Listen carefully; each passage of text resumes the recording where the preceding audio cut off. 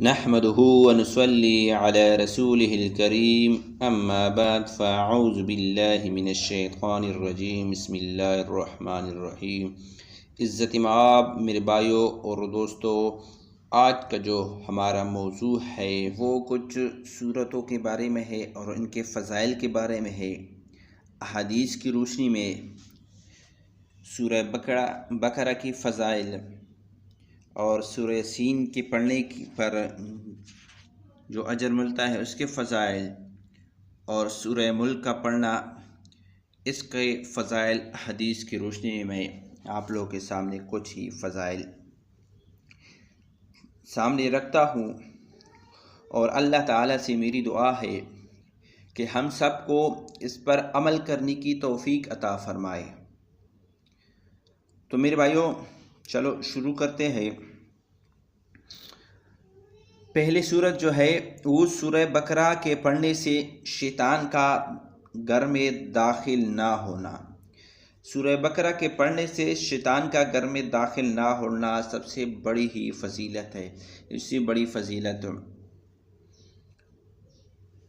حضرت ابو ہریرہ رضی اللہ تعالی عنہ سے روایت ہے کہ حضور اقدس صلی اللہ علیہ وآلہ وسلم نے ارشاد فرمایا، جس کا مفہوم یہ ہے کہ اپنے گھروں کو قبرستان نہ بناؤ، اور جس گھر میں سورہ بقرہ پڑھی جاتی ہے وہاں شیطان داخل نہیں ہوتا۔ حضرت ابو ہریرہ رضی اللہ تعالیٰ عنہ سے روایت ہے کہ حضور اقدس صلی اللہ علیہ وآلہ وسلم نے ارشاد فرمایا، جس کا مفہوم یہ ہے کہ اپنے گھروں کو قبرستان نہ بناؤ، اور جس گھر میں سورہ بقرہ پڑھی جاتی ہے وہاں شیطان داخل نہیں ہوتا۔ ترمذی شریف کی حدیث ہے، جلد نمبر 2 اور صفحہ نمبر 115 پر یہ موجود ہے۔ آپ لوگ میرے بھائیوں اس کو ترمذی میں بھی پڑھ سکتے ہو، دیکھ سکتے ہو۔ اس حدیث پاک سے دو باتیں مفہوم ہوتی ہے کہ ایک بات تو یہ ہے کہ اپنے گھر کو قبرستان کی طرح نہ بنایا جائے، جیسے قبرستان میں نماز نہیں پڑھی جاتی اسی طرح اپنے گھر میں نماز وغیرہ نہیں پڑھتا، بلکہ گھر میں نفل نماز، تہجد اور ذکر و اذکار وغیرہ کرنا چاہیے۔ دوسری بات، کسی گھر میں جن اور شیاطین ہو تو اس گھر میں سورہ بقرہ پڑھی جائے تو انشاءاللہ جن اور شیاطین سارے بھاگ جائیں گے۔ میرے بھائیوں، اگر کسی گھر میں جن اور شیاطین ہے تو اس گھر والوں کو چاہیے کہ روزانہ ایک معمول بنائے کہ سورہ بقرہ وہ پڑھتے رہے، تو انشاءاللہ اس کے گھر سے شیاطین اور جن بھاگ جائیں گے۔ میرے بھائیوں، یہ کسی اور کی قول نہیں ہے، یہ جناب محمد صلی اللہ علیہ وآلہ وسلم کی قول ہے اور اس سے مفہوم ہوئی ہے۔ تو میرے بھائیوں اس پر عمل کرنے کی کوشش کرے۔ جو دوسری صورت ہے سورہ سین کے پڑھنے پر 10 قرآن پڑھنے کا اجر ملنا۔ میرے بھائیوں، سورہ سین کی جو فضائل ہے وہ بھی بہت ہی زیادہ ہے۔ تو میرے بھائیوں، آج میں بھی آپ لوگوں کے سامنے ایک آدھا جو اس کی فضیلت ہے وہ سامنے رکھتا ہوں۔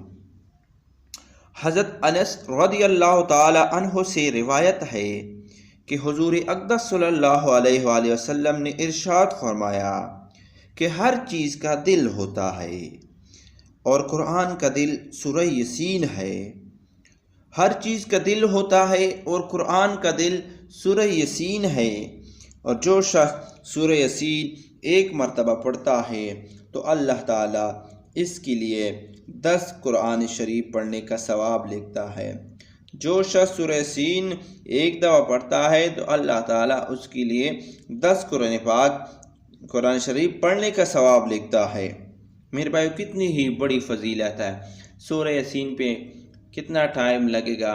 اگر زیادہ سلو بندہ پڑھتا ہے تو زیادہ سے زیادہ 10 منٹ لگتے ہیں۔ اگر جس کی تلاوت قرآن ٹھیک ہے، جس نے ایک معمول کے ساتھ سورہ یاسین پڑھی ہے، تو اس کے لیے 3 سے 4 منٹ میں سورہ یاسین پڑھ سکتا ہے، اور 3 سے 4 منٹ میں اس کو ایک قرآن شریف پڑھنے کا ثواب مل جاتا ہے۔ اس سے تو بڑی فضیلت میرے خیال میں نہیں ہے۔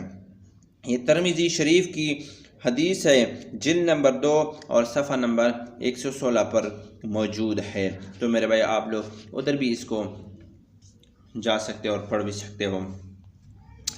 اس حدیث پاک سے یہ بات مفہوم ہوتی ہے کہ سورہ یاسین قرآن پاک کا دل ہے۔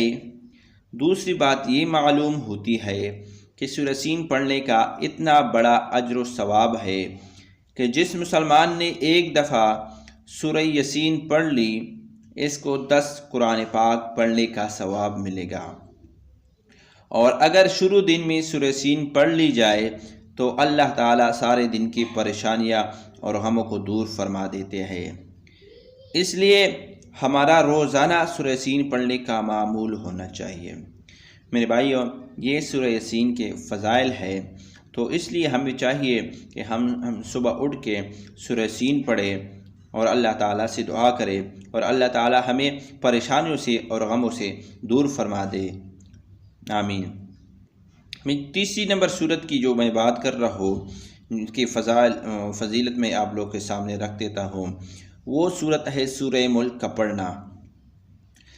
سورہ ملک کا پڑھنا عذاب قبر سے نجات کا ذریعہ ہونا۔